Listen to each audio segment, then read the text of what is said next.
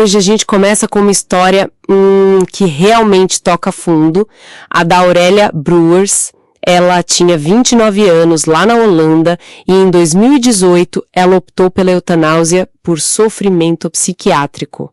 E as palavras dela na contagem regressiva foram: cada suspiro que eu dou é uma tortura.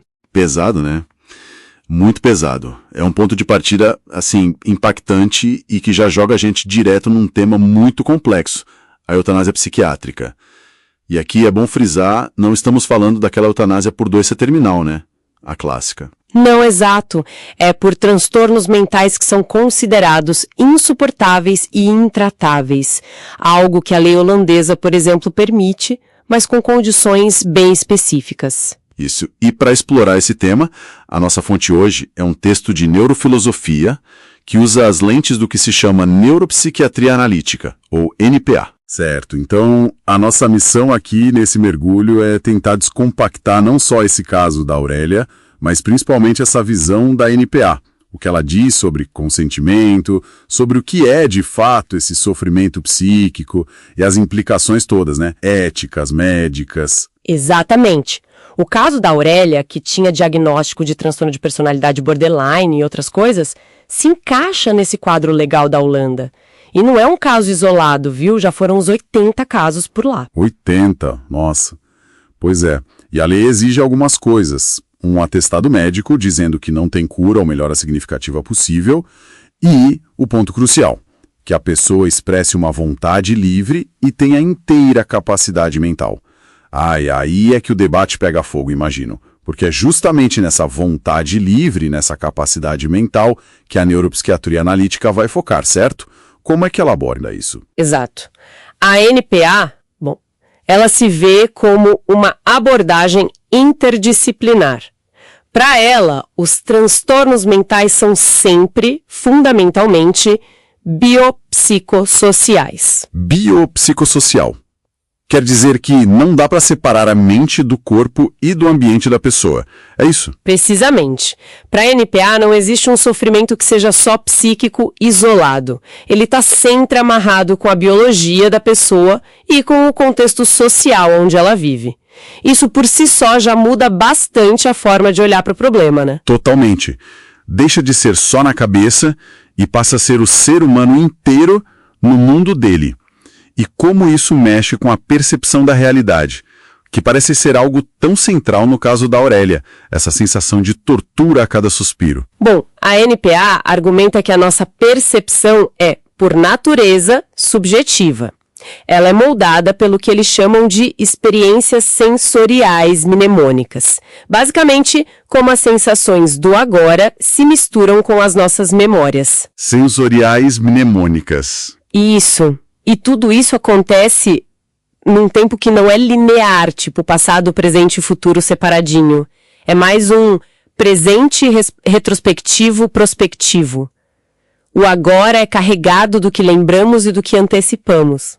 Nossa, essa ideia de tempo é bem diferente. Quer dizer, então, que o nosso presente nunca é neutro, ele sempre tem o peso do passado e a sombra do futuro na visão da NPA. Exatamente, o presente é sempre vivido através dessas lentes. Imagino que isso tem um impacto enorme na avaliação se um sofrimento é intratável ou insuportável, né? Com certeza, a sensação de que não tem mais jeito, de que é insuportável, pode estar, digamos, muito intensificada por essa lente subjetiva, né? Amplificada pelas dores passadas e pela falta de perspectiva de futuro.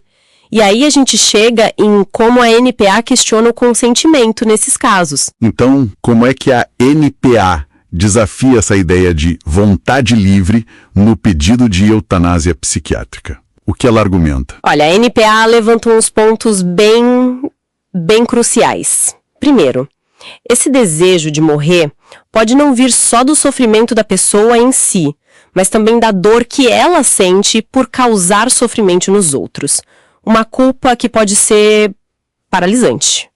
Entendi. O peso de ser um fardo, talvez. Pode ser. E segundo ponto, a busca por aprovação. Seja da lei, da família, dos médicos. Isso pode, de alguma forma, contaminar a ideia de uma decisão totalmente autônoma, sabe? Será que a pessoa, imersa nessa dor que a própria percepção amplifica, consegue mesmo enxergar claramente a situação? Aí a provocação é pesada. A NPA estaria sugerindo que o próprio pedido de morte poderia ser um sintoma da doença e não uma expressão de uma vontade legítima, digamos assim. É por aí, exatamente. E a fonte que a gente está analisando vai até mais longe. Ela questiona se essa prática de eutanásia psiquiátrica não seria, de certa forma, um reflexo da dificuldade, talvez até da incapacidade da medicina de lidar com quadros tão complexos. Entendi. A fonte critica bem duramente o que ela chama de uma falsa vontade consciente, quando a pessoa está num estado de angústia extrema. Chega a classificar a prática, nesses termos, como uma vergonha e um ultraje à medicina. Vergonha e ultraje, são palavras fortes mesmo. Para a gente entender melhor a base dessa crítica, talvez valha a pena explorar um pouquinho mais alguns conceitos da NPA. Você falou da estrutura de significados. O que seria isso? A estrutura de significados é tipo a nossa rede interna de como a gente entende o mundo e a nós mesmos. Ela é construída ao longo da vida com as nossas experiências. Eventos, principalmente os negativos, podem abalar ou até romper essa estrutura. E aí gera o trauma. E o trauma para a NPA não é só psicológico, né? Você disse que é biopsicossocial. Isso. Trauma é um ferimento biopsicossocial. Nunca é só na cabeça. Afeta a pessoa inteira. Corpo, mente, relações sociais, tudo interligado. E como isso conecta com a visão da NPA sobre o desejo de morrer, que parece ser diferente de outras visões, tipo a do Freud com a pulsão de morte? Sim, e aqui talvez esteja a virada de chave mais radical da NPA. Ela rejeita essa ideia freudiana de pulsão de morte. Para a NPA, só existe a pulsão de vida, a líbido, a força vital que busca se expressar, que busca viver. Peraí. Se só existe pulsão de vida, como explicar o desejo de morrer? Não faz sentido. Faz sim, mas de um jeito diferente. Na ótica da NPA, o desejo de morrer não seria um desejo pela morte em si, pela aniquilação. Seria, na verdade, uma tentativa desesperada dessa mesma pulsão de vida de escapar de uma situação intolerável. Escapar? É.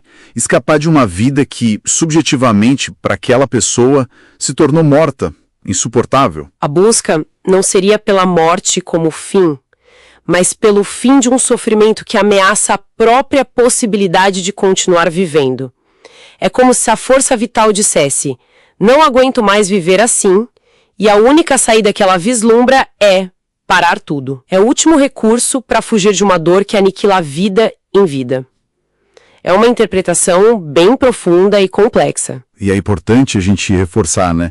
Estamos aqui apresentando a perspectiva da neuropsiquiatria analítica conforme descrita na nossa fonte, explorando as ideias, as críticas dela sobre um tema ético que é extremamente delicado. Perfeito. O nosso objetivo é trazer clareza sobre essa visão específica sem necessariamente concordar ou discordar dela. Exato. E o que fica claro é essa tensão. De um lado, leis tentando respeitar a autonomia da pessoa em sofrimento psíquico extremo. Do outro, a NPA questionando a própria validade desse consentimento, vendo o sofrimento e até o desejo de morte como sintomas complexos e reinterpretando tudo isso pela lente da pulsão de vida. Pois é. E isso deixa a gente com uma pergunta final, acho. Uma reflexão para levar. Se, como essa fonte sugere pela ótica da NPA, a busca pela morte pode ser, no fundo, essa tentativa desesperada da vida de se livrar de uma circunstância que se tornou insuportável, que outros caminhos, que alternativas, para além do debate de permitir ou não a morte, a medicina, a sociedade, poderiam investigar e oferecer para tentar mudar a raiz dessa circunstância intolerável? Fica aí a reflexão.